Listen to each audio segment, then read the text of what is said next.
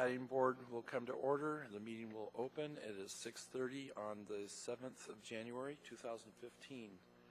May we have roll call, please? Mr. Abel? Here. Mr. Fuller? Here. Mr. Young? Present. Mr. Cole? Mr. Walker? Present. Ms. Enix? Here. Mr. Porter? Here. Mr. Cross? Here. Mr. Edmondson? Excused. Thank you. And I would like to introduce our new member, Kevin Cross. Kevin, you want to stand up and we can all say hi? Thank you. Welcome for being here, and we look forward to working with you. Okay, next, do we have any, can we have a motion to reorder the agenda? Mr. Walker. I move to change the order of the day, that we address the postponing matters first. Thank you. And Mr. Bell seconds. Is there any objection or any discussion? The motion passes, and we will address that. So those two motions are, or those two cases that are going to be postponed are? I think there are three of them. Three? Two. Say it again. That's correct. Okay, one.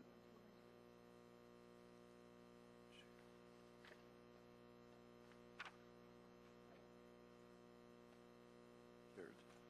This one. Okay. Okay, so the first one is going to be case S12128. Eagle Crossing East Subdivision. May I have a motion to postpone that indefinitely, please? Mr. Porter and Mr. Walker seconds. Is there any objections to this postponement or any discussion?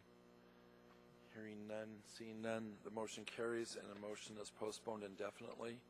If you're here in the audience tonight for the case of Eagle Crossing East Subdivision, apologize for you making the trip in. The next case on the agenda is going to be case S12137, Sky Manor Edition number 1. May I have a motion to postpone this to February 4th, 2015? Mr. Porter makes the motion, Mr. Walker seconds. Is there any objection to this motion or any discussion? Hearing seen none, the motion passes, and this case is postponed till February 4th. If anybody's in the audience tonight for Sky Manor Edition number 1, the case is postponed and we're not going to hear it tonight. The next item on the agenda is, I lost it, action summaries. May I have a motion to approve the action summaries, please? Mr. Walker. Mr. Porter. Seconds. Is there any discussion or objections for the approval of the action summaries for Wednesday, November 19th and Wednesday, December 3rd? Hearing and seeing none, those action summaries are approved. May I have a motion to approve the minutes from Wednesday, November 19th, 2014?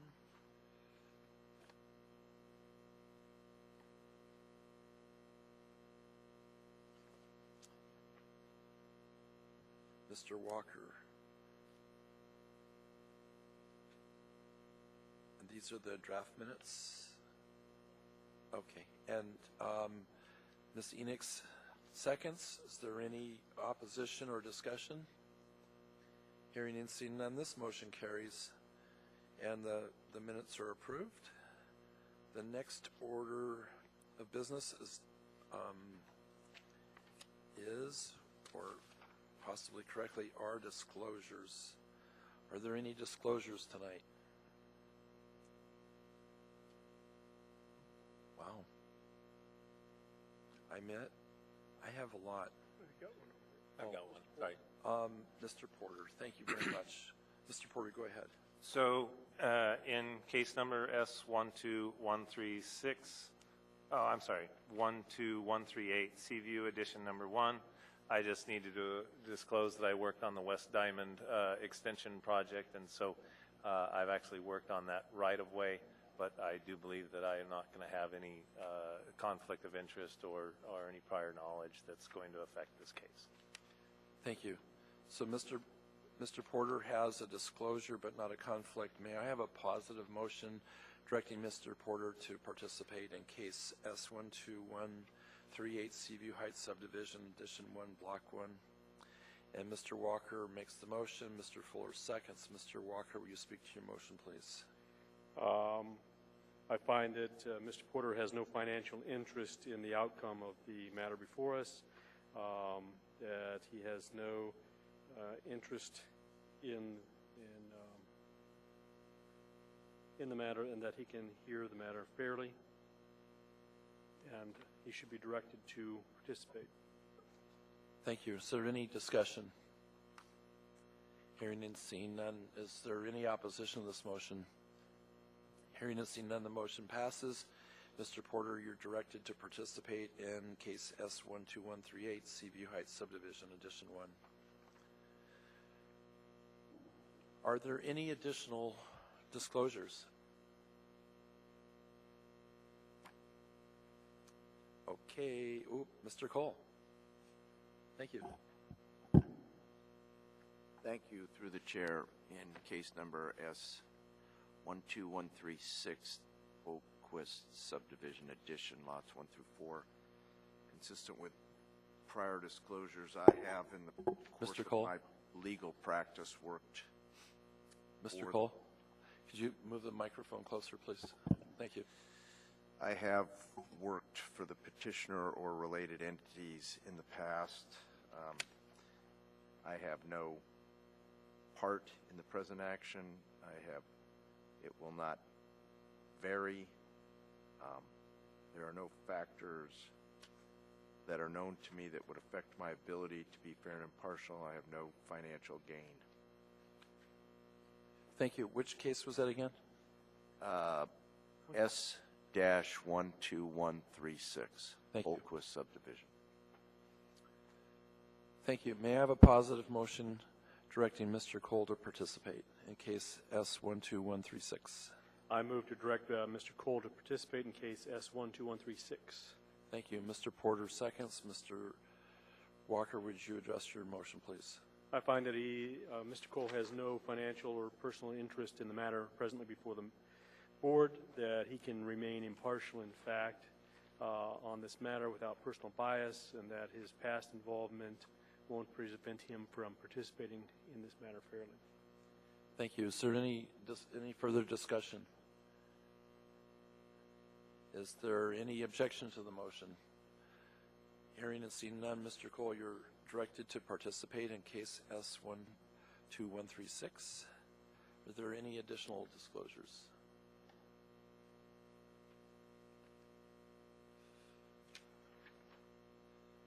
Okay, I will go with my disclosures. The first disclosure is case S12112, Eagle Crossing East Subdivision, tracks 1 through 9. And in this case, I declare a conflict of interest, and I ask to be recused.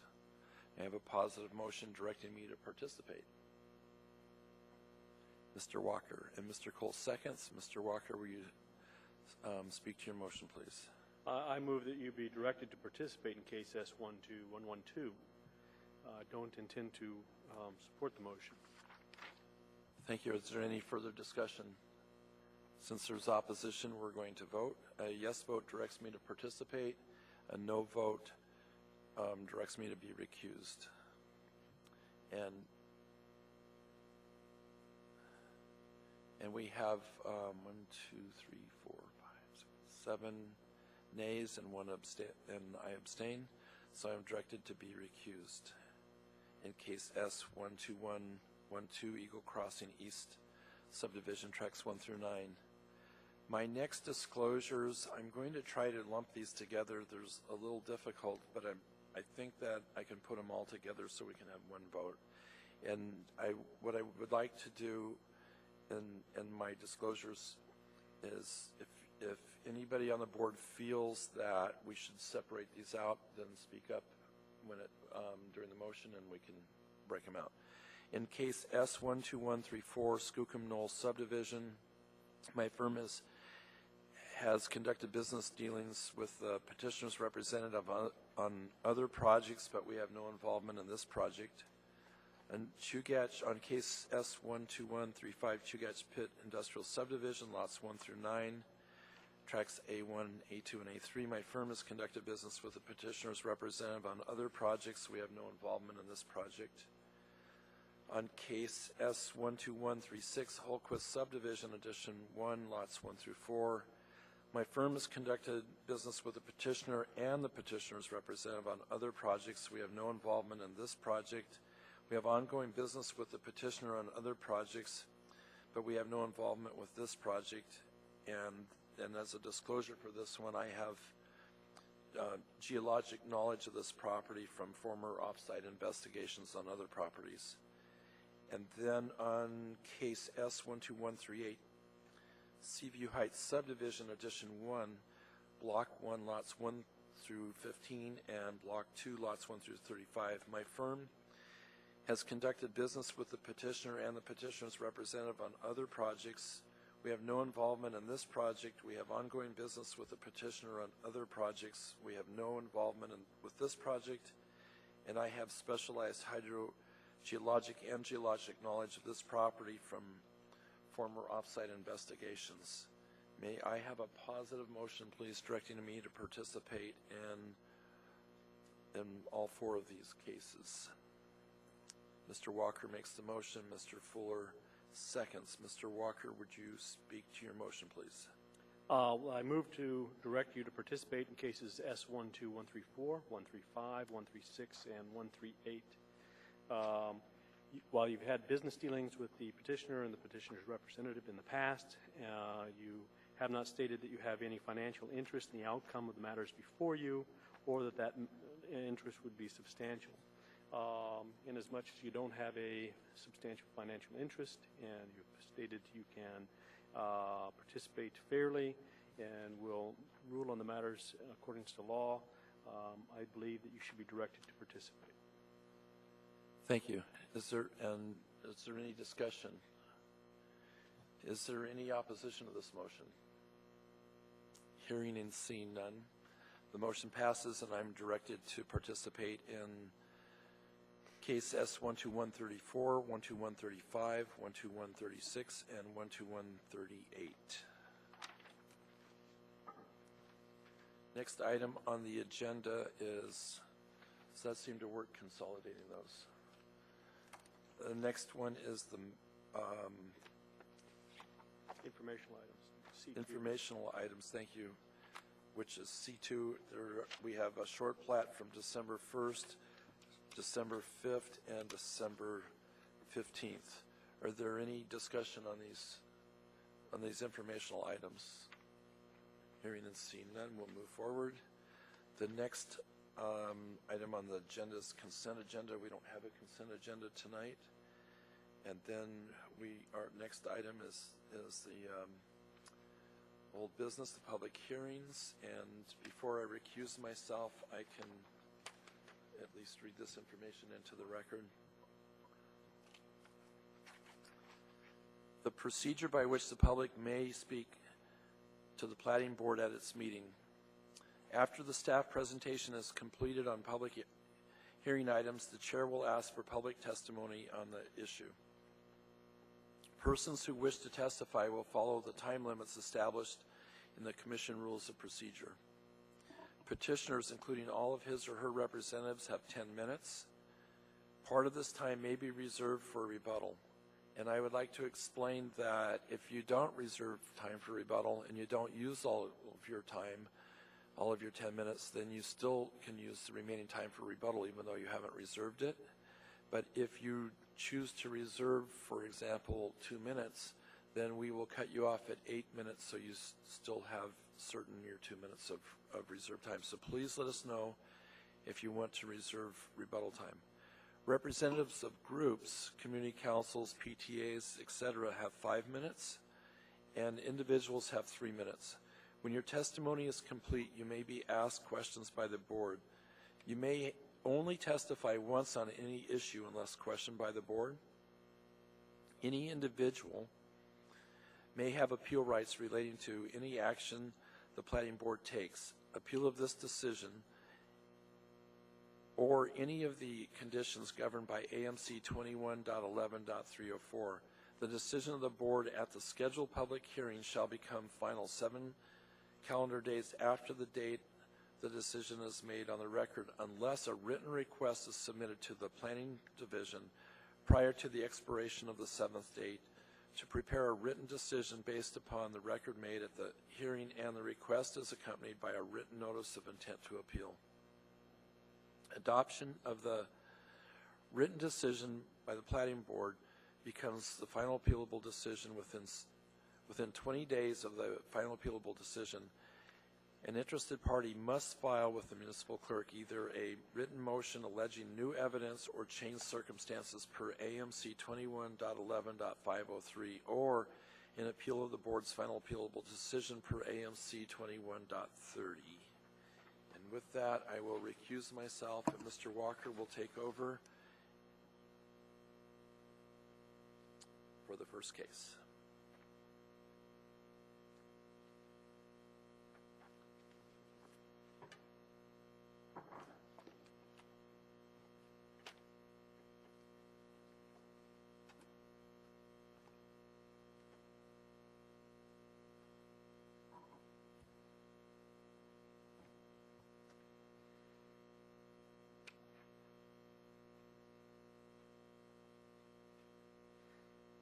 The board will now consider case S12112 Eagle Crossing East Subdivisions, tract 1 through 9. May we have staff's presentation?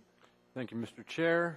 This preliminary plat is a request for subdivision of 2 tracts of land into 9 tracts of land.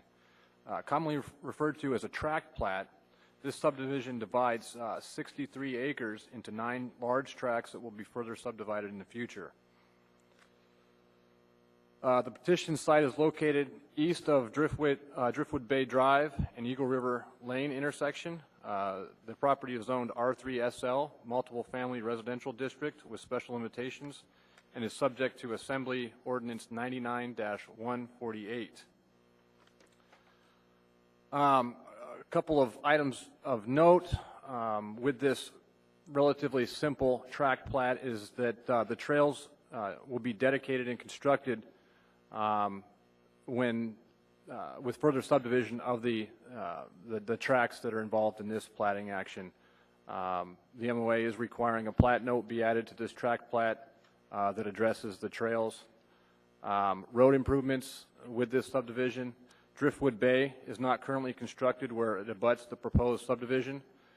The petitioner will be required to construct Driftwood Bay Drive to full urban collector improvements from its current terminus at Icefall Drive to the termination of the existing right-of-way under any land use permit process or further subdivision of the proposed lots. With that being said, staff would like to recommend approval of the plat with one minor change. If I can direct your attention to condition 3, I would like to add one note identified as H, and I will quote it for you.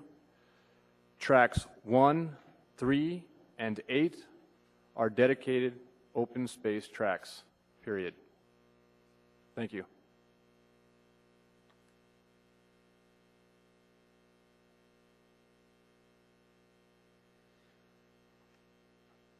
May we have the petitioner's representative?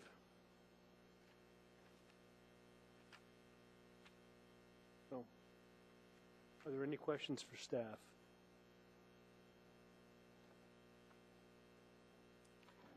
Okay.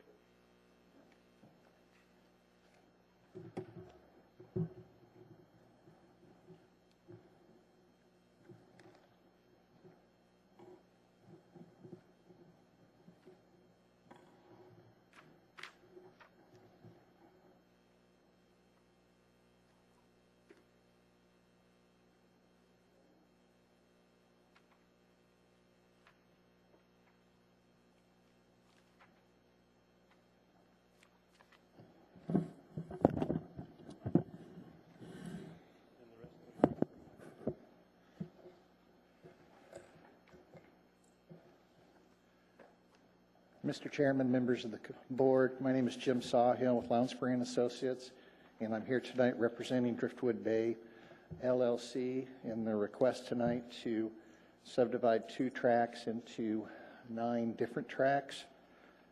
I guess I'd like to start out my presentation with sharing with the board that one issue that's been laying around in Eagle Crossing subdivision for a while has been the construction of Eagle River Lane.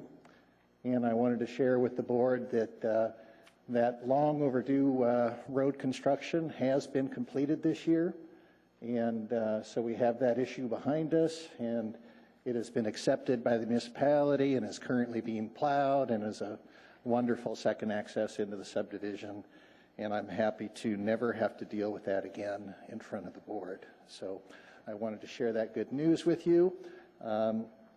And then the second, I wanted to really spend this time sharing some additional information with the board on the purpose of this tracting plat and how we see this playing out. And previously, a preliminary plat was approved that covered this area and showed the development of the different tracks. And over time and reacting to market, there was many changes to that preliminary plat, and it became a very cumbersome process for the applicant, for the staff, and for the board to go through and tweak those approvals as we go. And so the process we're trying to use now is through this tracting plat to create the tracks that will be further developed and to also establish the open space tracks that will serve this area. So we're going to subdivide this into 9 tracks, and 3 of those tracks, tracks 1, 3, and 8, will be open space tracks, which comprise about 44% of the total land area. So this area will have a significant open space tracks to serve the community in the future. This will allow us to come in with relatively simple plats with each of these tracks, get those approved by the board, push through and get them constructed, and then tweak them to react to market as we go before we come to the board and bring these forward.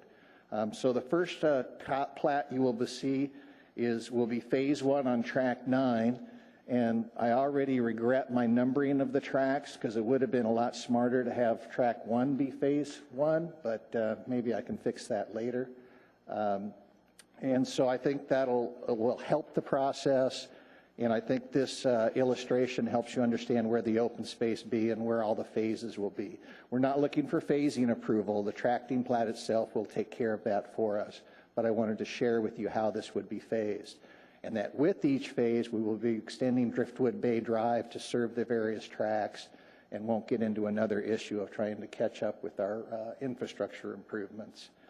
The next sheet I had was some details of the open space plans that we have, and we're currently working with the non-motorized trail coordinator to plan some trails through the open space.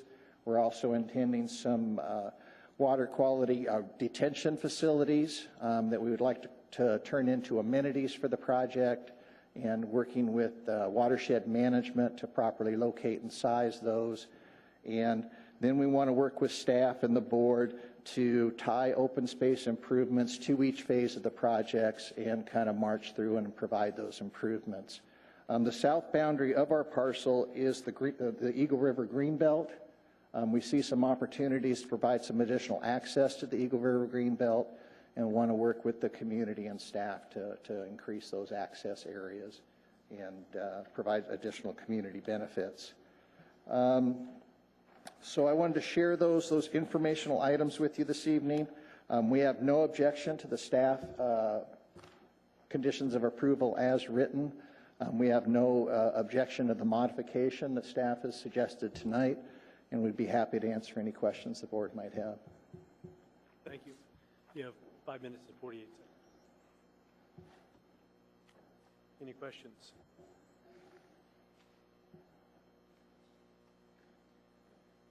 Brent Cole.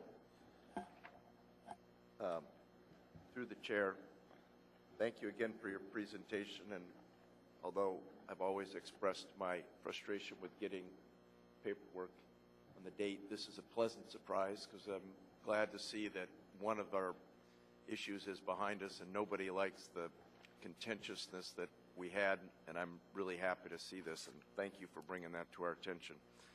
The one question I have is at page 53, there's a public comment, and I wondered if you saw that and addressed it, or can address it, or is it necessary to address it all? I don't believe a section line easement exists on the property, but we will address that issue at final platting. That's all my questions. Thank you. Mm-hmm.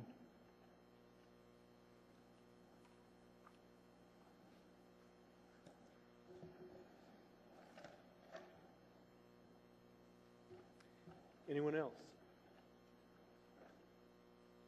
Don Porter. I just have one minor question on track 7 that's probably fairly irrelevant, but on your diagram here, there's the waterway that goes through there. There's going to be culverts going through there. Why is that part of track 7? Is that just for the roadway itself? And not as left as open? Yeah, that little flag on track 7 is essentially the Driftwood Bay right-of-way, Okay, and so that'll become dedicated right-of-way with the development of that track. excellent. Thank you. Mm-hmm.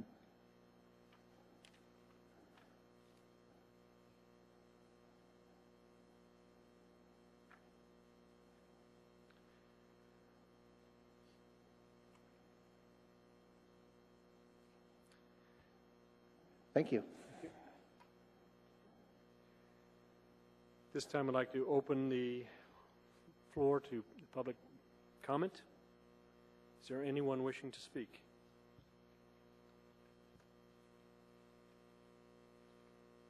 Anyone at all?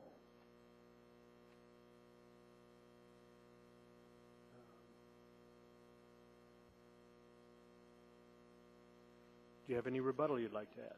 No, thank you. Thank you. With that, the matter rests with the board. May I have a positive motion to approve the tract? Brent Cole moves. Would you state your motion? In case number S12112, Eagle Crossing East subdivision tracks 1 through 9, I would move for the approval of the tract plat for 18 months, subject to the conditions outlined in pages 8 and 9, and I guess it's 8 and 9, sections 1, 2, 3, and 4. I guess, is it 3H should read tracks 1, 3, and 8 are dedicated as open spaces. That's what I got. I want to make sure that's right. Yes. Yes. The motion made by Brent Cole and seconded by Don Porter is that the approval of the tract for plat for 18 months subject to the conditions 1 through 4, with H being added as tracks 1, 3, and 8 are dedicated open space tracks. Would you speak to your motion?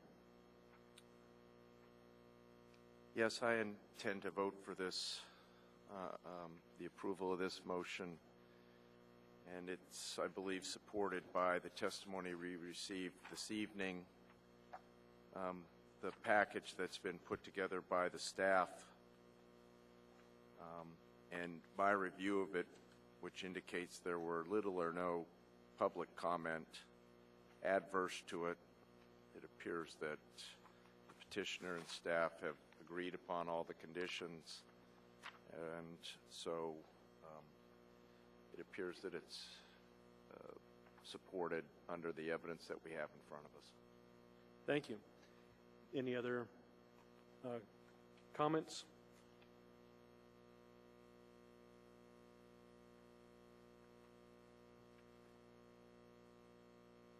Any other findings?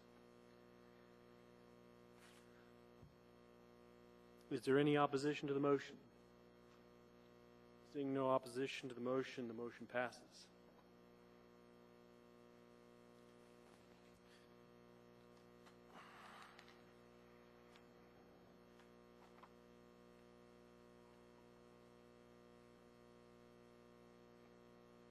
I will now concede the chair back to Dan Young.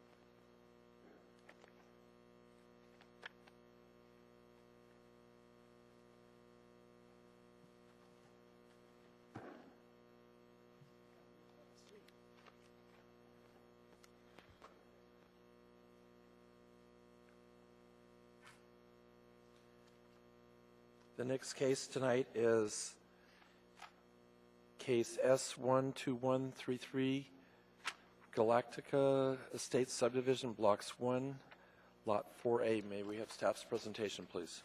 Thank you. This is a request for a preliminary plat to combine two lots into one in order to build a new detached garage on the property. The existing garage will be removed from the site. Both of the lots that are a part of this preliminary plat are under the same ownership. This is before the board because it requires a variance from the design standards for lot dimensions of subdivisions, the depth to width ratio. This newly created lot will have about 2.5 feet greater in depth than what is allowed with the depth to width ratio in the subdivision regulations. The department has no objection to or recommends approval of this preliminary plat. We've also reviewed the variance request against the 4 standards and find that all 4 standards are met. The reviewing agencies generally had no objection. The department recommends approval of the variance and from design standards lot dimensions, and also approval of the plat for 18 months subject to conditions 1 through 5 on pages 6 and 7. Be happy to answer any questions. Thank you. Thank you. Are there any questions for staff? If not, we'll open the public hearing portion. Will the petitioner or the petitioner's representative come forward, state your name for the record, spell your last name? We have all kinds of requirements. And let us know if you'd like to reserve time for rebuttal. Okay. My name is James Frankford, Frankford, and I am the petitioner. I don't need to reserve any time. I won't take very long. I'm the petitioner. I ask that the board approve this case based on the conditions contained in the proposal to combine the lots to allow us to build on the second lot. Is that? Do I need to repeat? Okay. Is that it? That's it. Okay. Stop the clock. You have 9 minutes and 28 seconds for rebuttal, should you wish to use it. Are there any questions for the petitioner tonight? Thank you. All right, thanks. Is there anyone from the public wishing to testify on this matter tonight? Anyone at all? Hearing and seeing none, Mr. Frankfurt, would you like to use any of your time for rebuttal? Then he signifies no. So we're going to close the public hearing portion. Oh, wait, before we do, are there any final questions of the petitioner? Hearing and seeing none, we're going to close the public hearing portion. The matter now rests with the board. May I have a positive motion, please?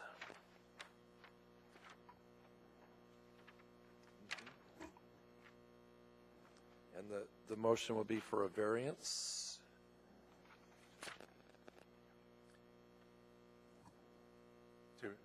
Mr. Porter is going to make the motion, and Ms. Enix is going to second it. Mr. Porter, would you state your motion, please?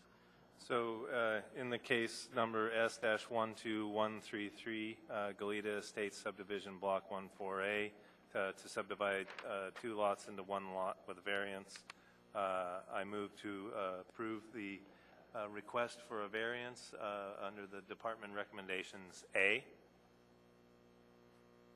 Thank you. Ms. Enix still seconds. Mr. Porter, would you speak to your motion, please?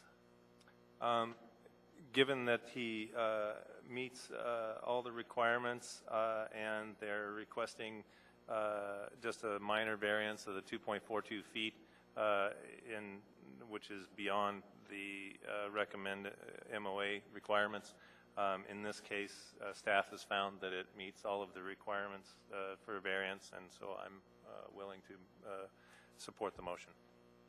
Thank you. Are there any additional findings or comments?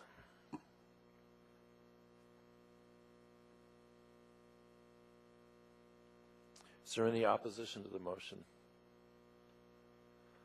Well, before we vote, I want to point out that on pages 2 and 3, staff have stated on the variance request that there are special circumstances, and they did make that finding on page 2.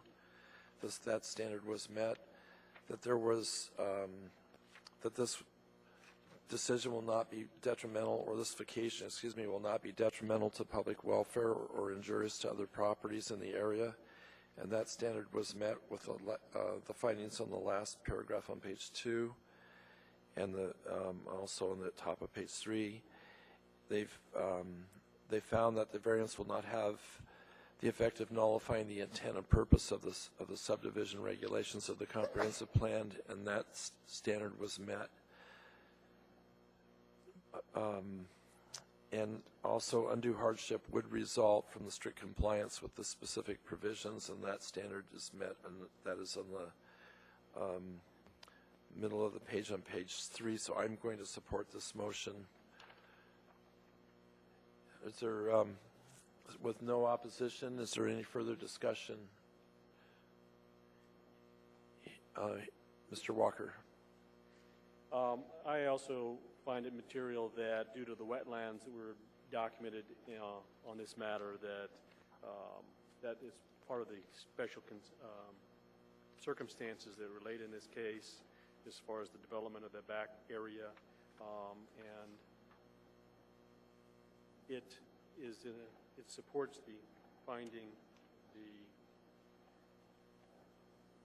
staff with respect to the variance request. Thank you. Any additional discussion? Any change of mind in opposition? Is there any opposition? Hearing and seeing none, the variance is passed, is granted.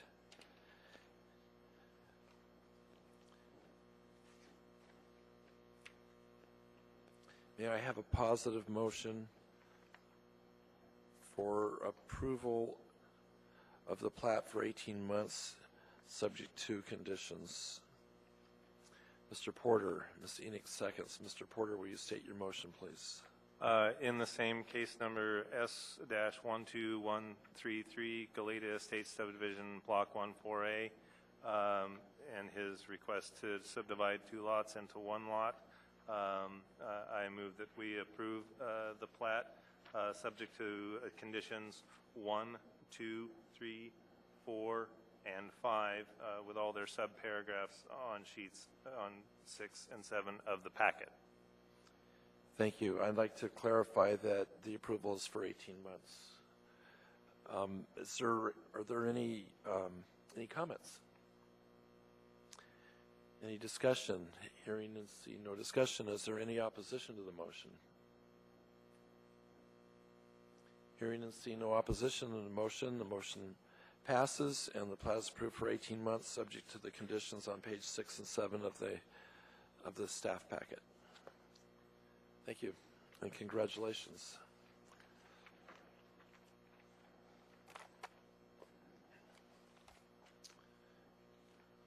Next item on the agenda is case S12134, Skookum Knoll subdivision, tracks 2A and 2B. May we have staff's presentation, please?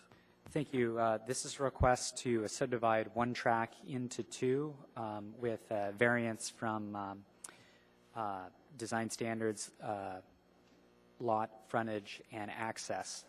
The petitioner had submitted narrative also for variance from legal and physical access, but it's unnecessary. They'll be providing legal and physical access, and that variance request has been withdrawn. So just one variance request in this case. There's a rock quarry on proposed track 2A and a single-family house on proposed track 2B. The purpose of this plat is to separate out the two uses onto separate tracks. Public water and sewer are not available to either of these tracks or in this general area. If there ever was good reason to grant a variance from lot frontage and access, this is that case.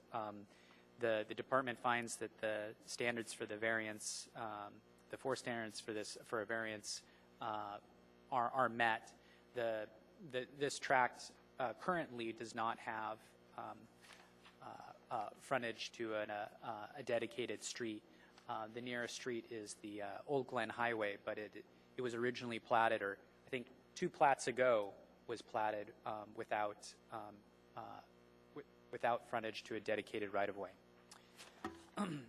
The department recommends approval of the variance from lot frontage and access, and approval of the plat for 18 months subject to the conditions on pages 1 through 8. Staff would like to would like to make 2 changes to the conditions of approval on page 7. The first change is condition number 5. I'd ask that you strike the words 13 and. So it would read revise plat note 14 to provide the book and page recording citations, citation for the access easements and agreements. Plat note 13 doesn't need to be included in this. In condition number 2, we're asking for the deletion of plat note 13 because they'll just simply dedicate on the property this 20-foot wide access easement. So there's no need for a book and page for that. So deleting the words 13 and from condition number 5. Also, we simply want to eliminate condition number 7 from the department recommendation. It's duplicative. It says the same thing that condition number 6 does. They both don't need to be there. So deleting condition 7 is appropriate. Condition number 6 says all the same stuff and accomplishes what's required. That's all that I have. Thank you. Thank you. Are there questions for staff? Hearing and seeing none, we will open the public hearing portion. May we have the petitioner's representative come forward, state your name for the record, spell your last name for us, and let us know if you'd like to reserve time for rebuttal. I'd like to reserve 4 minutes. Thank you. Thank you.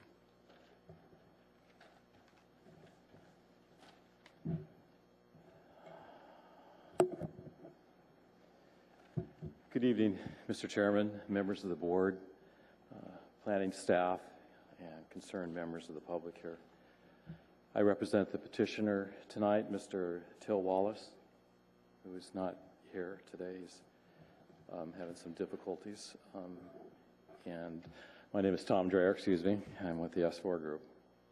Our goal here was simply to comply with one of Till's wishes. He's about 94 years old or so and kind of heading at the end of the tunnel. And his desire is to subdivide a 5-acre chunk that sits at the very top of the of this parcel of land, and the bottom area is where the quarry pit is. And there's a long road, access road that's shown on the larger drawing there. You can see kind of winds around and goes up to the house that he lives in and some of his family lives in there. To simplify things for future inevitabilities, he wanted to subdivide that 5-acre piece and remove it basically, or separate it from the commercial on track 2B. There is zone PC per AO 2001-153. It has an active conditional use permit for a natural resource extraction. In the Chugach Eagle River comp plan, excuse me, this area is shown as industrial per the land use plan map. A natural resource extraction permit is a permitted use in this area.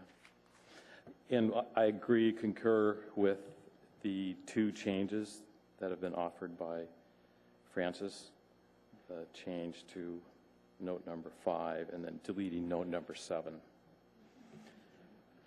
And with that, I would like to make myself available for any questions. Thank you.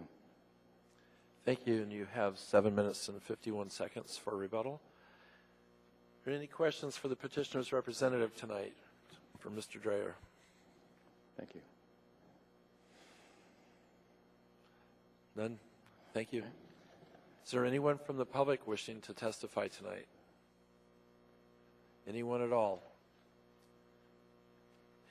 Hearing and seeing none, Mr. Dreyer, would you like to use any of your rebuttal time? Any additional? No, thank you. Are there any additional questions or any questions for the petitioner's representative? Thank you, Mr. Dreyer. We're going to close the public hearing portion, and the matter now rests with the board. In the case of S12134 Skookum Knoll subdivision, tracks 2A and 2B, may I have a positive motion for approval of the variance? Mr. Walker. I move to approve, as to case S12134 Skookum Knoll subdivision addition 1, tracks 2A and 2B. I move to approve the variance from AMC 2180 330A, the design standards, lot frontage and access for Skookum Knoll subdivision, tract 2A and 2B, subject to recording a suitable replat within 18 months and any time extensions. Thank you. Mr. Cole seconds. Mr. Walker, will you speak to your motion, please? I find that staff has stated the 4 standards necessary to establish a variance request, and I find that there are special circumstances related to how this property has been developed over time and its specific topography, that meeting the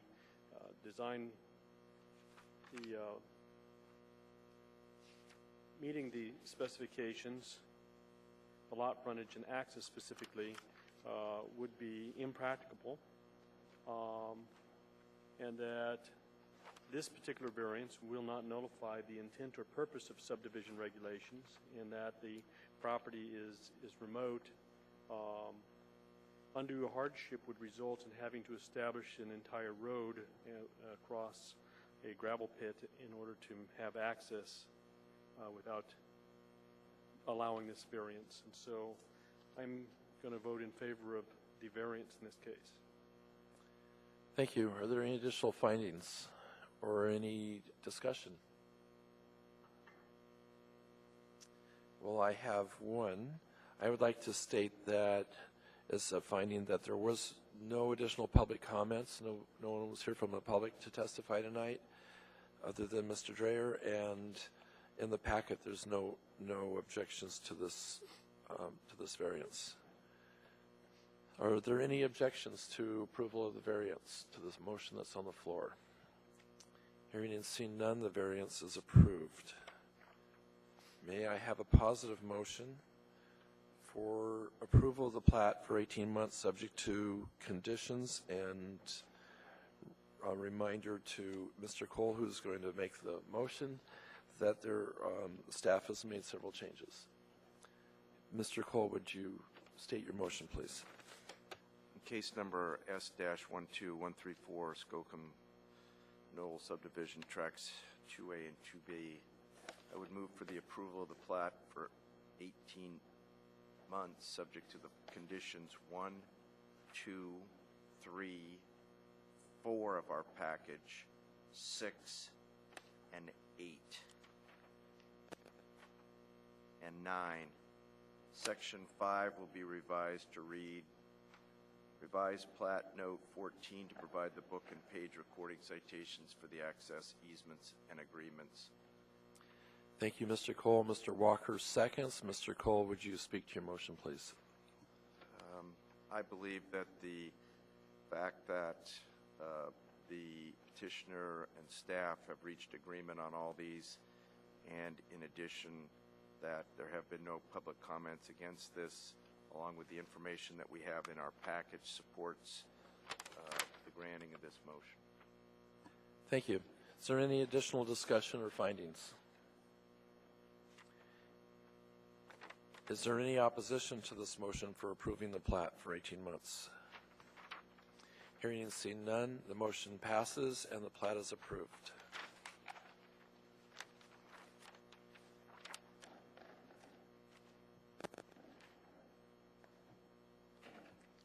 The next case is case S-12135, Chugiak Pit Industrial Subdivision, lots 1 through 9, tracks A1, A2, and A3. May we have staff's presentation, please? Thank you, Mr. Chairman. This preliminary plat is a request for subdivision of 7 lots into 9 lots and 3 tracts of land. The petition site is located east of the Old Glen Highway, just south of Skyview Avenue. The property is zoned PC, Planned Community District, but is subject to the provisions outlined in the approved Chugiak Pit Master Development Plan, AO 2009-95. In 2009, the Planning and Zoning Commission approved a conditional use permit for a natural resource extraction site. The gravel extraction operation is complete, and the site is currently being reclaimed. Reclamation is anticipated to be completed by late summer of 2016. As a condition of this plat, the petitioner is required to complete the reclamation and close out the conditional use permit. To go over a few of the items in the master plan, the master plan indicates that 21 acres is to be zoned OSR, Open Space and Recreation District. 18 acres is to be zoned I1, Industrial Commercial District, and 8 acres are to be zoned R7, Intermediate Rural Residential District. The proposed lots and tracts have been reviewed and found to meet the required minimum lot size and width and generally conform to the master plan. The pedestrian facilities, the approved May 19, 2009 errata sheet states that open space tracts will have trails with connections to Ptarmigan Trailhead. The petitioner will be required to construct on-site trails that link to this trailhead at the east end of the proposed site. The location and width of these trails will be resolved with a non-motorized transportation coordinator in the current planning section. With regard to road improvements with this subdivision, the petitioner will be required to construct Chugiak Pit Circle to municipal standards, consisting of a 36-foot wide paved street, back of curb to back of curb. The street shall include type 1 curb and gutter, as shown on typical section 20-2 of the Municipality of Anchorage's standard specifications. The radii of the cul-de-sac along Chugiak Pit Circle will be 57.5 feet. The petitioner will also need to resolve with private development in the traffic section the need for sidewalks along Chugiak Pit Circle. So with that being said, staff would like to recommend approval of the plat for 18 months, subject to conditions 1 through 14 on pages 9, 10, and 11 of your staff packet, with one minor change. If I can direct your attention to condition number 2, I would like to add 4 words to the end of that. I'd like to add 4 Chugiak Pit Circle, period. Thank you.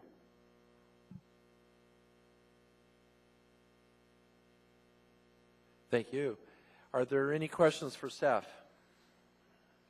May we have the petitioner's representatives come forward? And, excuse me, just one moment. Before you can stay there, but before you state your name, we have one question for staff. Mr. Porter. So on the proposed final layout, I see basically a flag 50-foot access easement to the other tracks, A3 and A2. And it just seems a little odd to put an elbow circle and then the 50-foot access easement. Did that come up in any discussions with any of your review? Through the chair, Mr. Porter, no, it did not. It doesn't seem like a big issue to me. They're simply providing access. They can configure the tract any way they wish as long as they're providing that access. So it doesn't seem like a big issue to me. If you'd like to address the petitioner and ask them why they designed it that way, that may be an appropriate question to ask them. One final question. So A2 and A3, are they going to be industrial?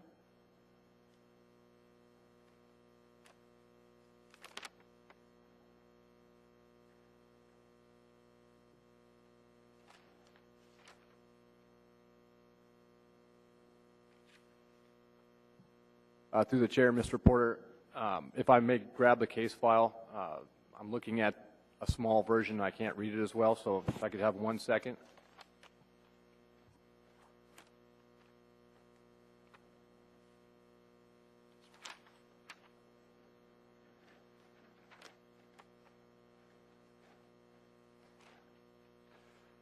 Through the chair, Mr. Porter, A2 and A3 are to be open space tracks. So those will be open space. They're intended to provide a very large buffer between the commercial industrial area that you see along the Old Glen Highway and the residential that you see up on top of the hill just east of the petition site.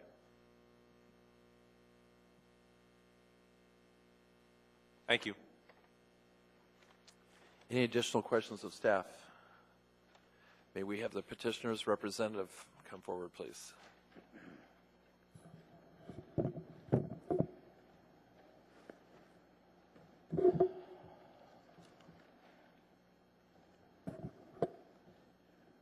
Good evening again, Mr. Chairman, members of the board, planning staff, and concerned members of the public. With me tonight is Mr. Dave Grenier to answer any civil engineering questions you may have. My name is Tom Dre. I'm with the S4 Group. This is Chugat Pit subdivision, and we're subdividing 7 lots into 9 lots and 3 tracks, utilizing the old code. It's 42 acres and zone PC. We had a pre-app conference on November 7th, 2014, and we agree with the added text on condition number 2 on page 9 of the packet. And just to clarify the design there, we added that 50-foot access easement piece there so that those parcels could have direct access on the Chugiak Pit Circle. The lots 1 through 8 are all industrial lots as per the PC, and you need to keep in mind that these are all not just industrial, but they're industrial lots according to the AO. And there's a whole different set of conditions of what you can and can't do on these lots. In the same respect, the tracks A1, A2, and A3 are not just open space. It's called OS/R, and that's on your page.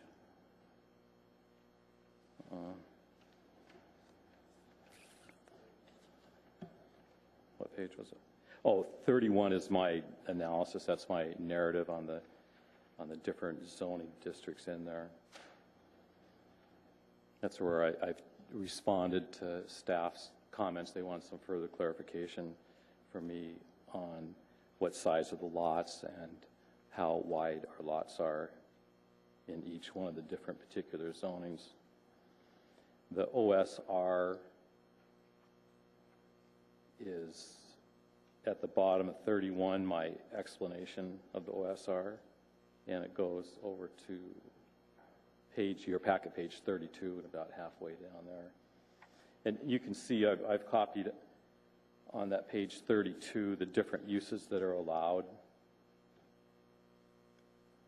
in those OSR zoned areas.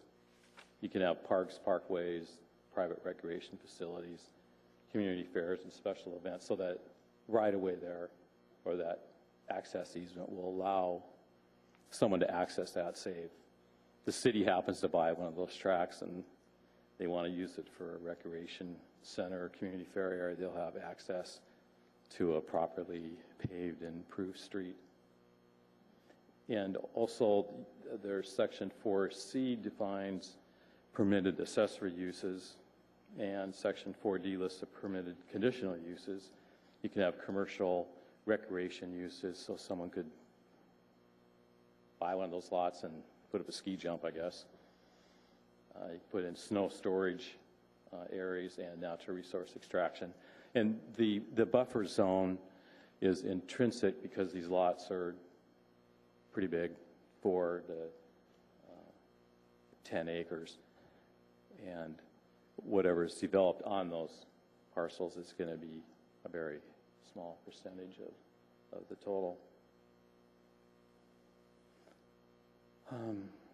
So I guess I will stop there and make myself available for any questions. Thank you. Thank you, Mr. Dreyer. You have 5 minutes and 45 seconds left for rebuttal. Thank you. Are there questions of the petitioner's representative tonight? Representatives? We have no questions for you, Mr. Dreyer. None? Oh, okay. Is there anyone from the public wishing to testify tonight? Anyone at all? Stand up and be seen. There's no one from the public. Mr. Dreyer, would you like to use any of your rebuttal time? Just one comment is that in these cases, there's not a lot of conflict because we spent a lot of time planning staff at their new technique. There's been a lot of back and forth in the beginning now, much more than there used to be, where we just submit one copy of what we're doing and they review it and we go back and forth and we make sure we have a pre-app conference with each one, and that brings out a lot of little sticking points and things like that. So I just want to compliment staff and working with us and creating it so there's not a big bow and arrow fight here going on like the good old days. Thank you. Thank you. Final opportunity. Are there questions for the petitioner's representative tonight? There are not, so we will close the public hearing portion of the meeting, and the matter now rests with the board. May I have a positive motion, please, in the case of S12135 for approval of the plat with conditions? And Mr. Walker is going to make that motion. Mr. Walker, will you state your motion, please? As the case S12135 Chugiak Pit Subdivision, I move for the approval of the plat for 18 months, subject to the conditions 1 through 14 on pages 9 through 11, with this following modification to number 2, adding the 4 words for Chugiak Pit Circle at the end of the sentence.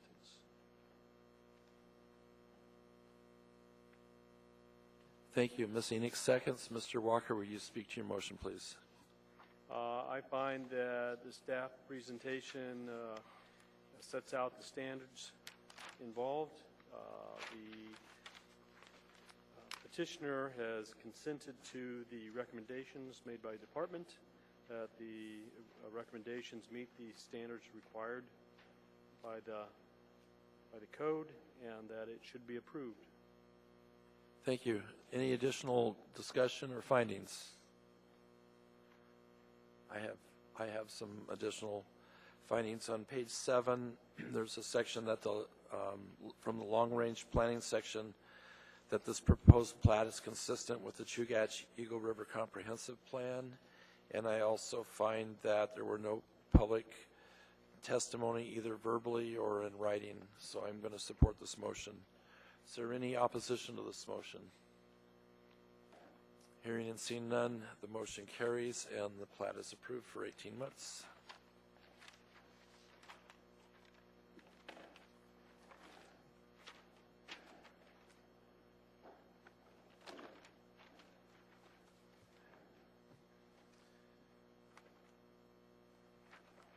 The next case is S12136.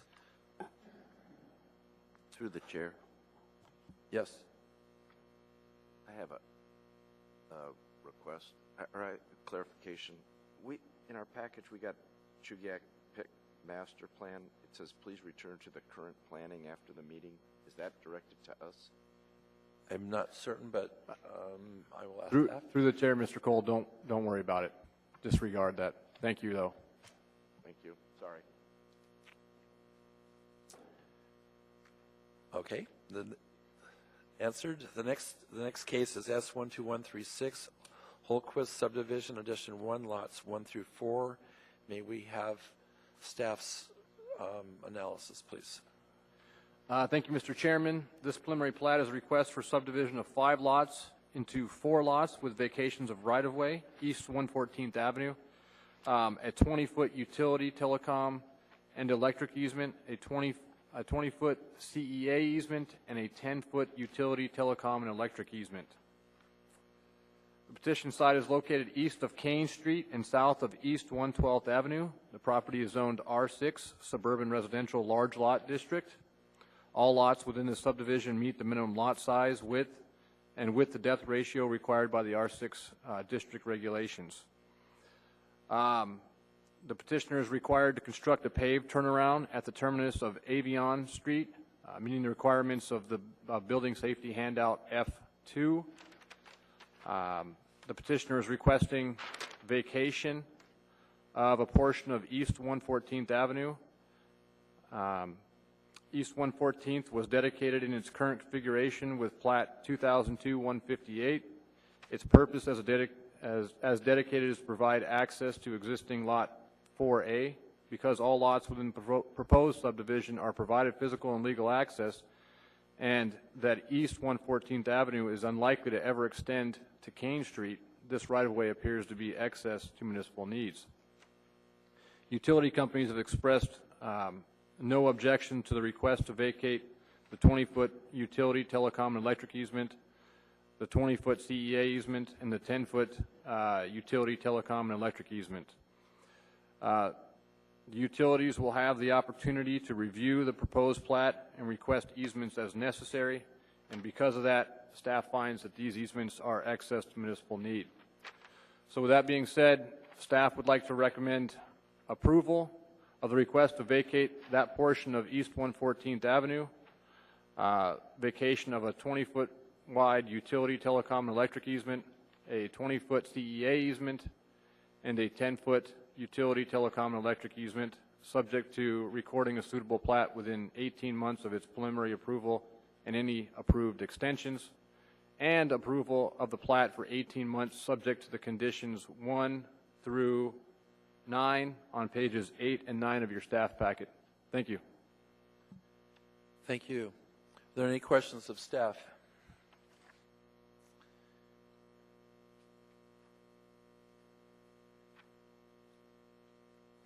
Okay.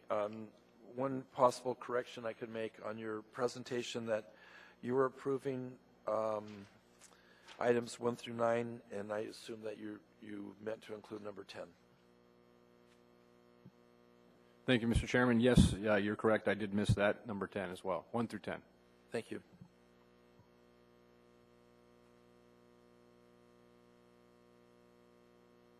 May we have the petitioner's representative's presentation, please?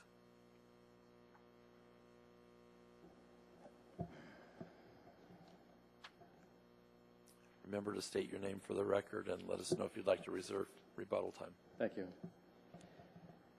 Good evening, Mr. Chairman, members of the board, planning staff, and concerned members of the public. And with me again on this case is Mr. Dave Grenier with Triad Engineering to answer any of your civil engineering type of questions. My name is Tom Dreher. I'm with the S4 group, and I represent Dave Holtquist in this particular subdivision. It's an 8-acre subdivision of 5 lots into 4 lots, zoned R6, which has an 1.25 acre minimum lot size. And we're proposing 4 lots at about 2-acre average. Basically, we're reconfiguring a lot that is way too small and combining that with lots, the larger lots that are shown on the left-hand side of the preliminary plat, and getting rid of some of that right-of-way that just doesn't make any sense, and replacing it with a more orderly type of street end there. On December 8th, 2014, we presented to the Huffman and O'Malley Community Council, and they had no objections to the plat. And the Hillside District Plan element of the comprehensive plan shows this area as being residential 0 to 1 DUA, and we're running, as I said before, about 2-acre lots. We are fine with all of the conditions, and I'll make myself available for any questions. Thank you. Thank you, Mr. Dreher. You have 8 minutes and 13 seconds left for rebuttal. Any questions of the petitioner's representatives?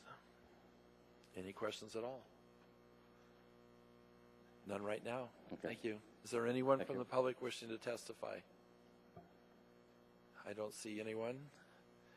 So I do have, or is there any additional questions? I do have one question for Mr. Grenier.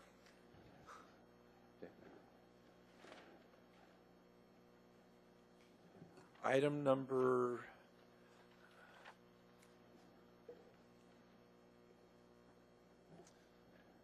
Item number 9D is talking about lots 2, 3, and 4 may not allow any net increase in stormwater runoff from lots unless there is a legal and constructed storm drain facility. And Mr. Grenier, is it possible to, I know that you would have to work with staff, but is it possible to allow runoff into the existing swell rather than have it infiltrate into the ground, in that the possibility that the down gradient development could receive excess water that could be detrimental? That's possible, Mr. Chairman, from the standpoint, but from the standpoint of, we'll be looking at the drainage calculations on this particular site, and as far as Chapter 2 goes of the drainage of the DCM, it's fairly specific on what you can do.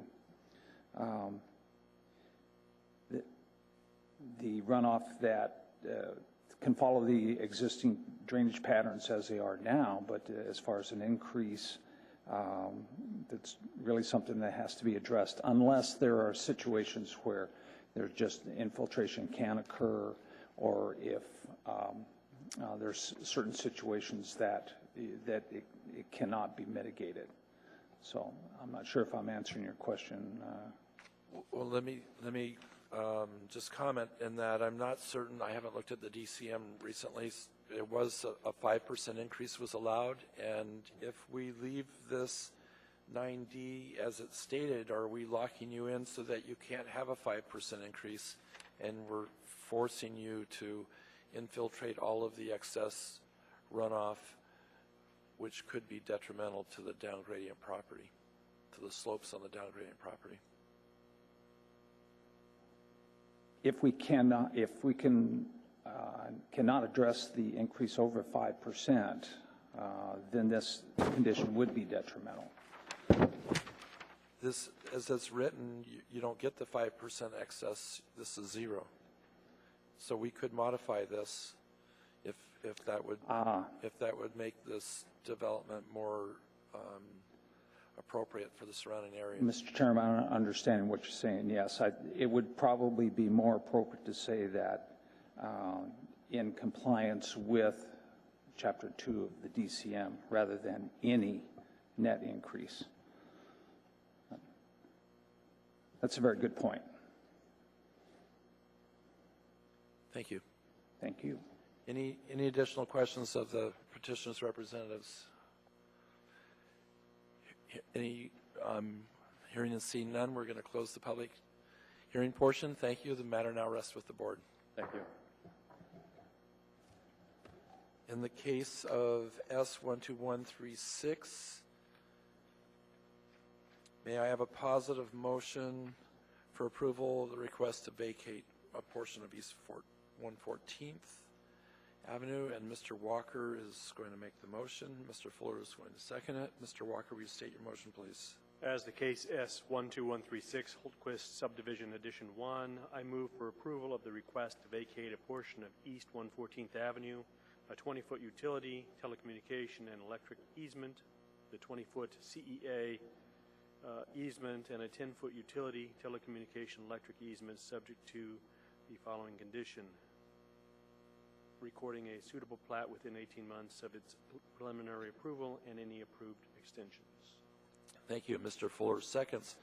Mr. Walker, will you speak to your motion, please? I find that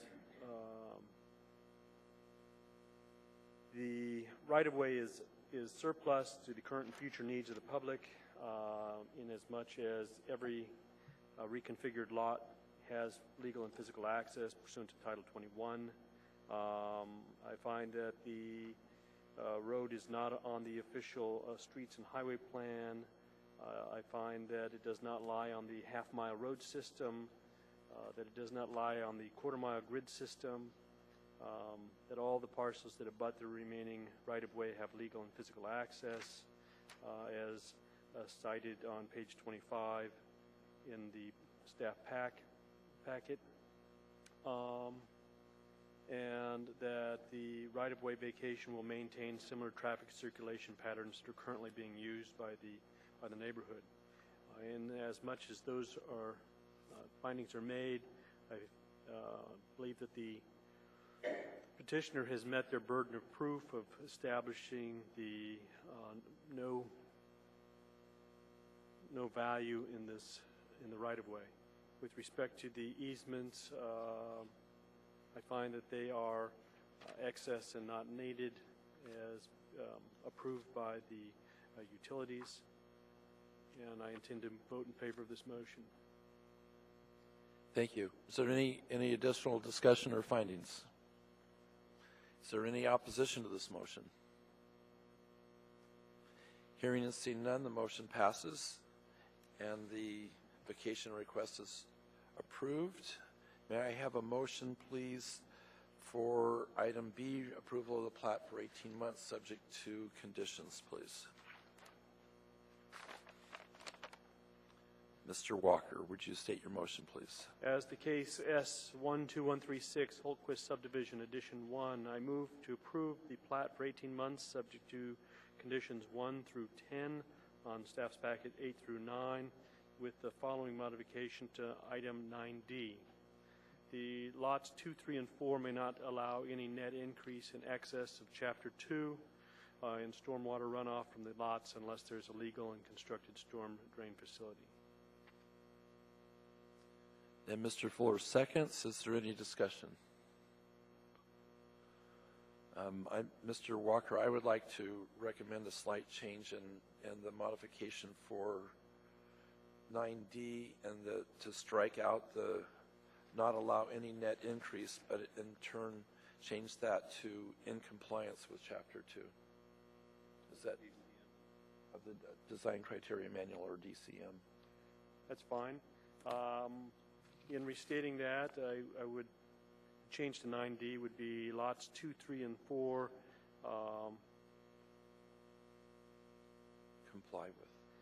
shall comply with Chapter 2 of the DCM in stormwater runoff from the lots unless there is a legal and constructed storm drain facility? Yes.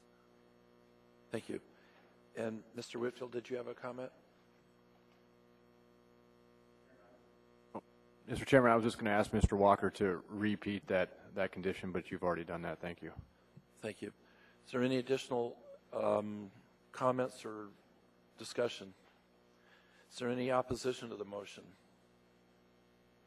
Hearing and seeing none, the motion passes and the plat is approved for 18 months with the conditions stated on pages 8 and 9 with the modification to 9D.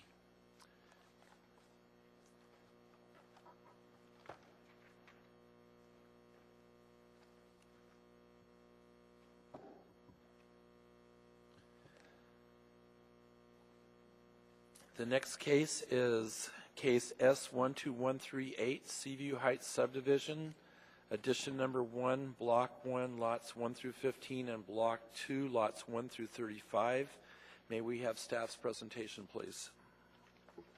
Good evening. Thank you, Mr. Chair. This preliminary plat is requested for subdivision of 2 lots and 2 tracts of land into 50 lots with vacation of a 10-foot wide and a 20-foot wide telephone electrical easement and vacation of a 10-foot by 25-foot anchor easement.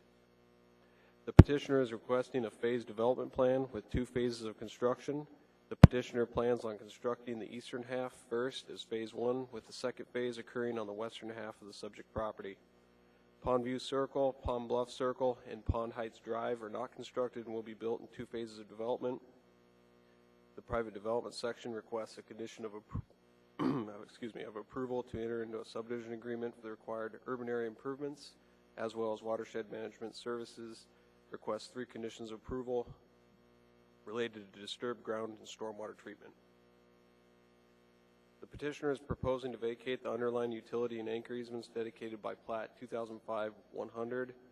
The vacation requests have been reviewed and found to conform to the municipal vacation policy. The petitioner's proposed plat will allow for all parcels to be adequately served through easements requested by the utility agencies and the proposed road right-of-way network. The intent of this request is to realign and rededicate the utility easements to serve the proposed new lot configurations. The zoning, R1A zoning district, requires a minimum lot area of 8,400 square feet and a minimum lot width of 70 feet. The proposed plat appears to meet these standards. Access to the petition site is provided along West Park Drive to the east and Diamond Boulevard to the south. The petition has stated all streets will be built to MOA standards with a 33-foot width and sidewalks on both sides. A 10-foot walkway is being dedicated that will access the pond area on MOA property to the north end from the end of Pond Bluff Circle. Access from West Diamond Boulevard through the 10-foot walkway to the MOA property will be from the sidewalks along Pond Bluff Circle.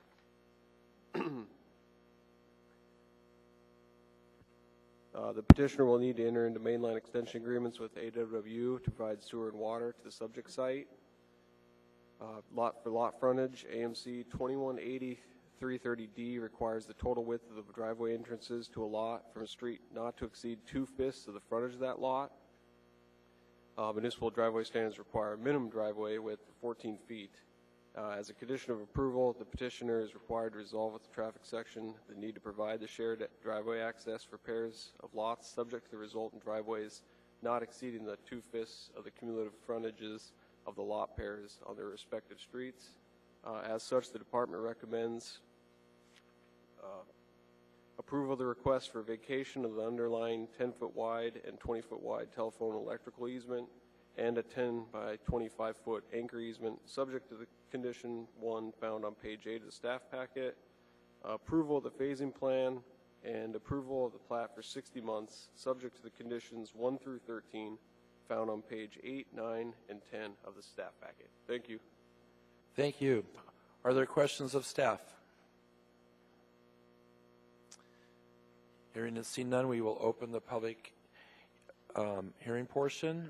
May we have the petitioner's representative come forward. Remember to state your name, even though you've stated it quite well tonight. And would you like to reserve any time for rebuttal? Yes, 3 minutes, please.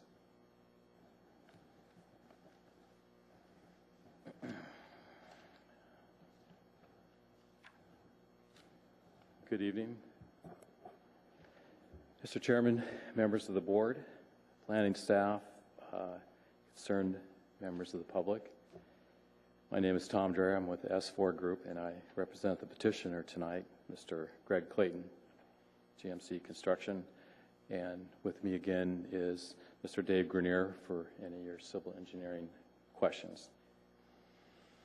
This is Seaview Heights subdivision. It's 15 acres, and our proposal is for 50 lots, single-family homes.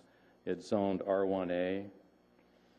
No variants are required. We're going strictly by the book on this one. Paved streets with sidewalks on both sides, and we are requesting a 60-month approval of the two-phase plan. On January 5th of 2015, we met and presented this case to the Sand Lake Community Council, and they supported our application, preliminary plat. Had a few minor questions, but nothing big. The bluff lots along the northern side of the subdivision are oversized 80-foot wide lots. Plus, the West Anchorage District Plan shows detached single family and density zoning of from 1 to 5 DUA, and we are proposing 3.3, 50 lots on 15 acres, 3.3 DUA, so we're just right there in the middle. We comply with the Sand Lake redevelopment plan, and we have been coordinating with the State Department of Transportation on their plans for the extension, or the improvement, I should say, of Diamond Boulevard and the eventual roundabout. You can see the roundabout, I think, on the drawing on the left on the preliminary plat. In the faded background, you can see the close to being final plans, but they're not set for sure. We've been coordinating our connection there off our southwest corner with the DOT engineers. Their plans aren't perfectly set now, but we have a range that we're working in. On the conditions, I'm not 100% sure, this might be a typo, but on A1, it says record a suitable plat within 18 months of its preliminary approval. And we're doing a phased development here, so we're asking for a 60-month approval. So maybe it's just the terminology there, I'm not exactly sure. And just for your information on C2, the resolve the traffic section, the need for shared access, we're, instead of sharing access, which is not a sellable feature in single-family homes subdivisions, we're just widening those frontages from 30 feet to 35 feet. It's a pretty minor change on the drawing. It's hardly noticeable at the 100 scale. And that comes from the 2/5 rule. So in this has actually never been a problem until this one here this year, I should say, is that in two places in Title 21 you can have lot frontages of 30 feet. But then there's a snow storage code where they want 2/5 to be a total of 2/5 of the frontage be fronted by a driveway. So that makes, if it's 30 feet, 2/5, that's a 12-foot wide driveway. But for some reason, the municipal driveway standards require a minimum of 14 feet. And that is something we should actually probably work on changing, because a lot of people don't like that, the wider paved driveway. Some do, some like wider, but there's a lot of places that actually we've been required to do the 14, and people have, how should I say, changed it to their suit later. So the resolve with traffic section, I guess I would prefer to have that resolved with the planning department.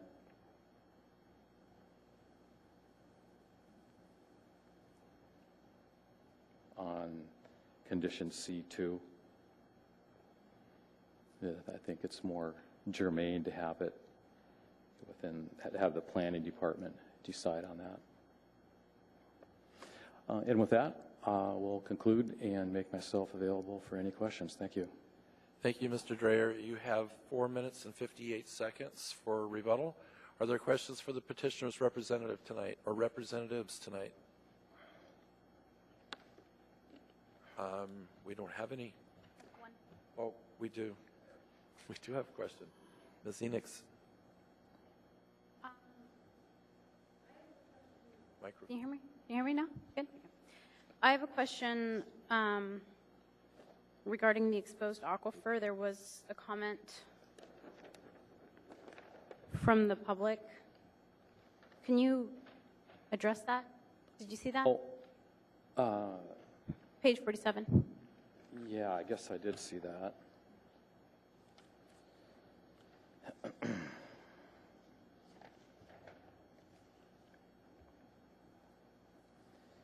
From Robert and Marjorie Paulson on page 47 of the packet. Their comment is, developing that land is probably inevitable, but 50 lots, where will 75 to 100 cars park? We're not applying for any variances on this, so it's all as per code Just about as far as allowable bottom, parking. the aquifer part. I'm sorry? The very bottom of their note said something about the exposed aquifer. And people wells. Dave, would you like to respond to that? Mr. Chairman, through the board, the comment or the exposed aquifer, what they're calling the exposed aquifer, is the pond located on track 10, which is directly north of this. And this subject came up a significant amount of discussion and substantial amount of work was done to determine if that really was an aquifer that people were using for wells. And it was determined that there are no wells that access this particular aquifer. Okay. I just wanted to clarify that. Thanks. Sure. Mr. Walker has a question, and then Mr. Cole. I was looking for a little bit more clarification on C2. You're stating that you don't need to have the condition with respect to shared access because there's no intent of having shared access? Correct. Yeah, because we're widening out the frontage from 30 feet to 35, so then we can put in the 14-foot wide driveways and comply with the 2/5. But it's still, we're fine with resolving with the planning department. So just naming the different one would be satisfactory to you? Yes. But it wouldn't seem to be for shared access. It would just access. It would just be the access for those lots. Yeah, there won't be any shared access. We're just going to widen out 35 feet. Then as for code, we would comply exactly with the driveway standards. Thank you. Mr. Cole. Through the chair, I have, I guess, two questions. First, I seem to remember, is this the same area where there was a lot of controversy about the aquifer? Is this the same aquifer, or is it another aquifer that's further north area? I seem to remember a huge storm about aquifers in this area before. There was significant controversy about where the wells were being pulled from. And if I recall, there was like 5 different aquifers. This being the one that was exposed during when the gravel was actually mined out of the area. And this one was found to be more of the perched ones, and all the wells were below this was what the conclusion came to. Actually went to court case. It went all the way to the Supreme Court on this particular issue. And it came down in favor that the West Park development was not affecting the aquifers. And I guess I just more curiosity than anything, but I don't understand why you put a 10-foot dedicated pathway in Phase 2, but you don't put it on the north side of Phase 1. I mean, I see one over there, but it just seemed curious to me. Why would you do that? That was a request through the pre-app process from the trails coordinator. And granted, it may not make a lot of sense at this point, but when the MOA develops that, whatever they develop too, we don't really know yet. So this here provides a possibility for an access there. Maybe they'll tie in later with the trail coming around to the school parcel that's on the north side of the pond. That's a school parcel over there? The school parcel, correct. Yeah, this piece is owned by the MOA Real Estate Division, and then north of that is the school. And then north of that is the old Lucy pit. Okay. Yeah, we went through 14 years of developing West Park, and yes. And you can see the result. Thank you. Mr. Porter has questions. Really more of a clarification from you. I see it on there, but your intent is to connect every lot to AWW water and sewer with main extensions, correct? Yes, correct. So there won't be any, wells or anything like this. Is all AWW sewer, water and sewer. Yes, correct. Any additional questions of the petitioner's representatives? We don't have any right now. Is anyone from the public wishing to testify tonight?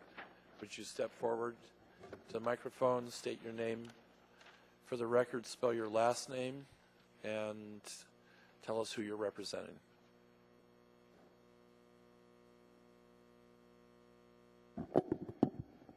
Yeah, my name's Shannon Hayden, Hayden, and I'm representing myself. You may proceed. Yeah, I own the adjacent property on the west, I guess it's Phase 2 on the west property line. And there's substantial elevation change, about 30 feet from my property. And I own the property line's up on the the higher elevation. I'm just wondering how they are going to address the property line. If they're going to have a back slope, they're going to have a setback, or no. I assume they can't daylight out into my property. And another question, I understand, I don't know how far the elevation is changing. That's what I'm asking. I understand the elevation is going to change up to 20 feet. And it's how are they going to address the property line? And are they going to be allowed to take excess material off of the site? I don't think we have the questions, or the answers, excuse me. So do we have staff, do you have a response to that? Through the chair, I would direct those questions to the petitioner's representative.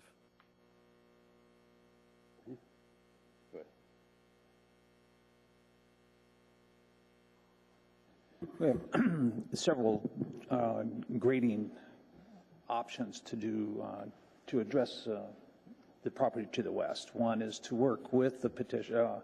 The petitioner would work with the property owner to get a common grading plan to where the two meet both needs, both of the development and the property to the west, his needs, or per the grading code, you step back 10 feet from the property and you have a 2-to-1 slope. That is not the first choice, but it would be the second one. So we'd like to get with you and work through a grading plan that would be mutually acceptable. Thank you.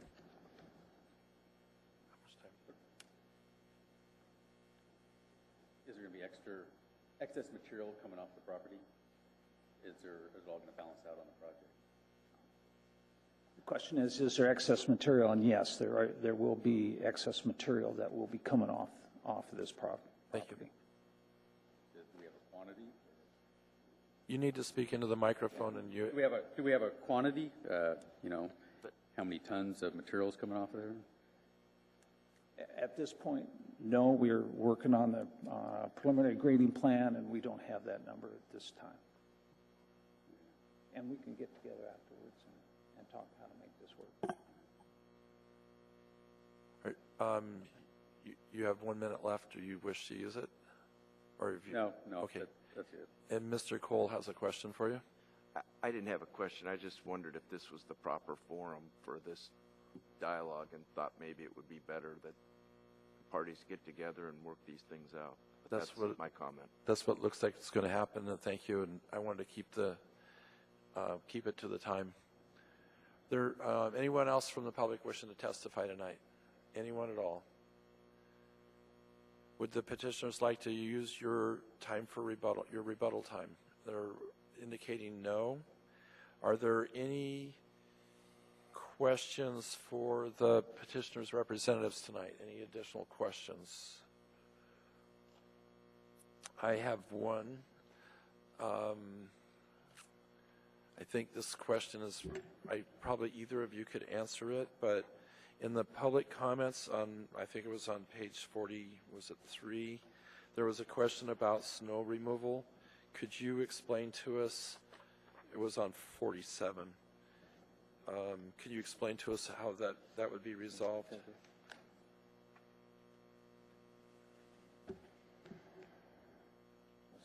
The question on the bottom of page 47, is there room for snow removal in emergency vehicles? So you could answer that with a simple yes. Mr. Chairman, being an R1A type subdivision where the lot width is 70 feet, there's more than adequate space within the right-of-way for the storage of snow within the right-of-way. And as far as the road width, it will be 33 feet back curb, which allows for parking as well as two lanes of traffic. Thank you. Are there any additional questions? I have one. I don't know if I should ask now or just put it in the record, but is with respect to the groundwater and the aquifer that was addressed in the same comment. I don't know if you're familiar with the document, but it should go in our findings. The report or the study that was done by Dr. Kane from the University of Alaska Fairbanks, where he age dated the water and found that the aquifer that's being used by the surrounding community is 45, I believe it was 35 to 45 years old, which is much older than the water table aquifer that's exposed. And he found no direct connection between those two aquifers. Mr. Walker has a question. Through the chair, I'd like to ask a question of staff with respect to the two modifications that are proposed. One, item A1, that the suitable plat be recorded in 60 months instead of 18 months. Is that acceptable to staff?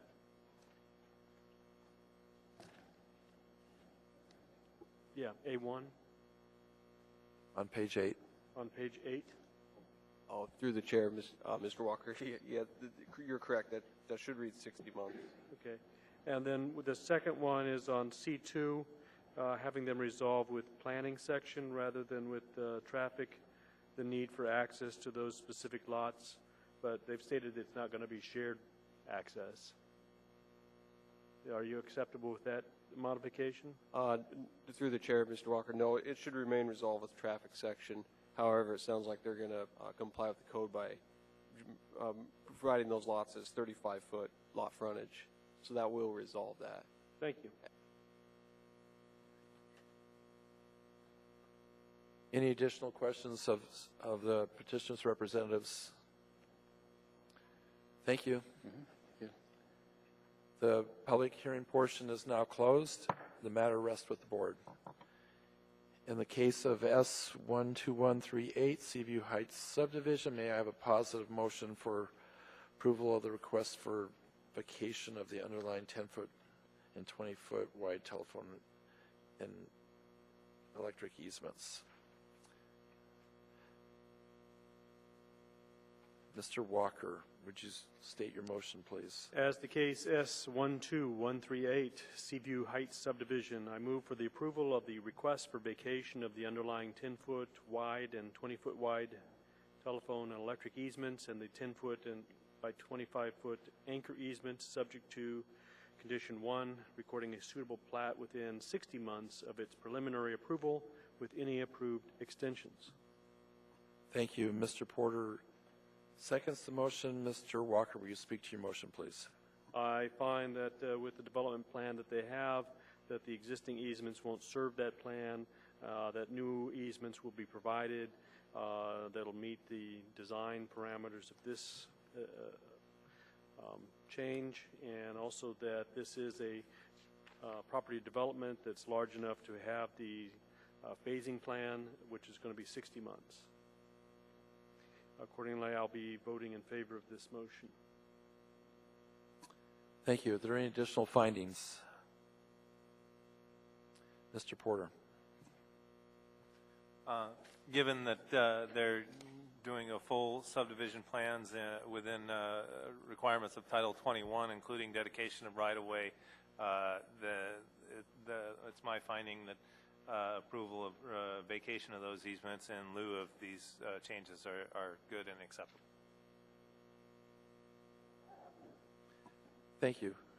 Any additional findings?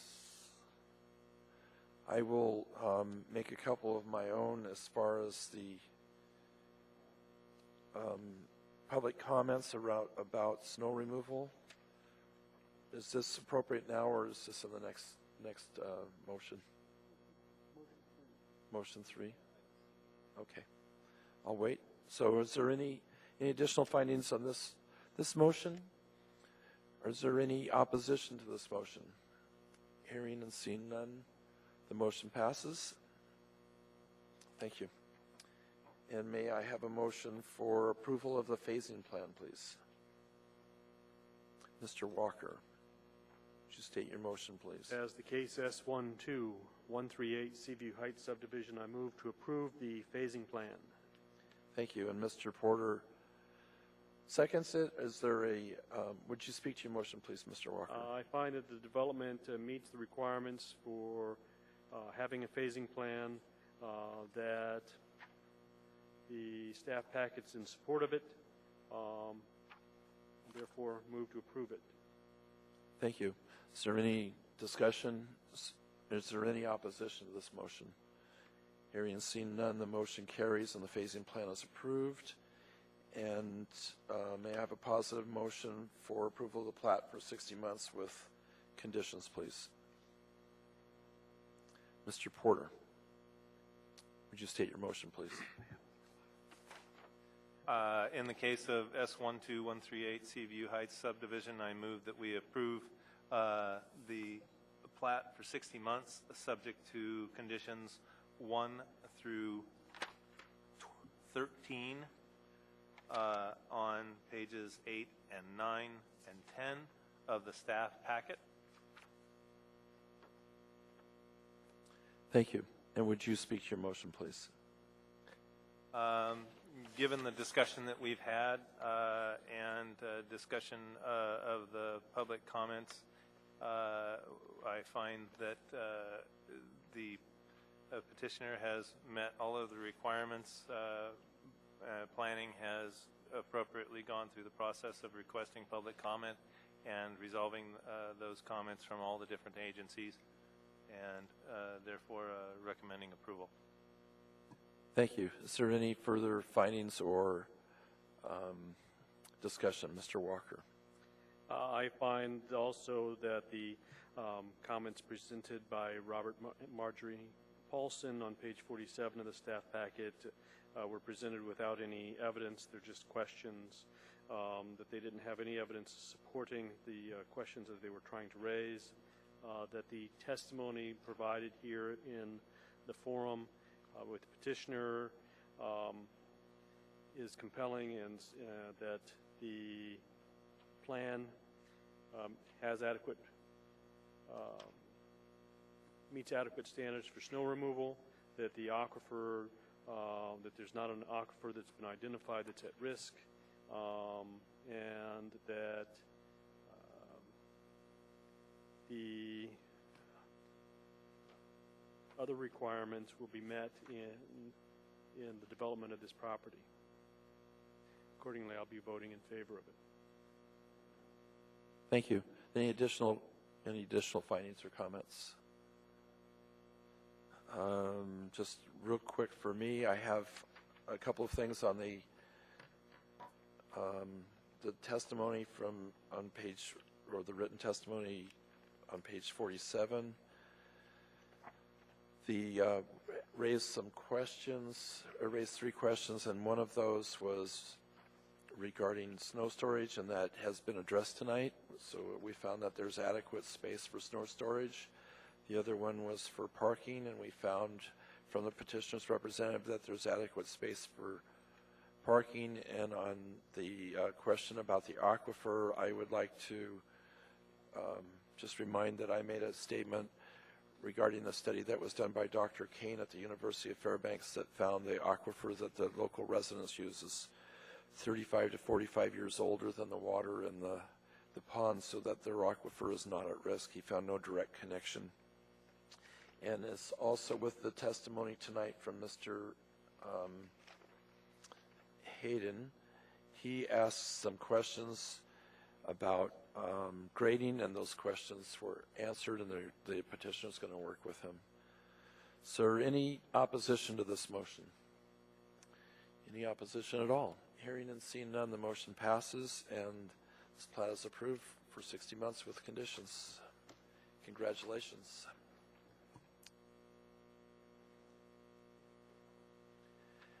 Next item on the agenda are persons to be heard. There's nobody on the schedule for tonight.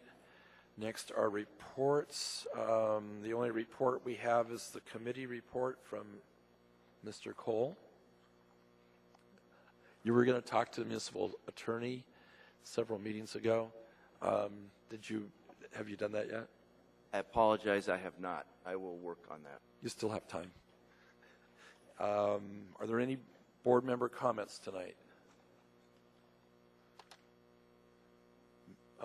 Welcome to our new member. Oh, yeah. Welcome, Mr. Cross. We look forward to working with you, and thanks for your offering to do public service. With that, next item on the agenda is adjournment. May I have a positive motion for adjournment? Ms. Enix makes the motion, Mr. Walker seconds, and the meeting is adjourned. Thank you.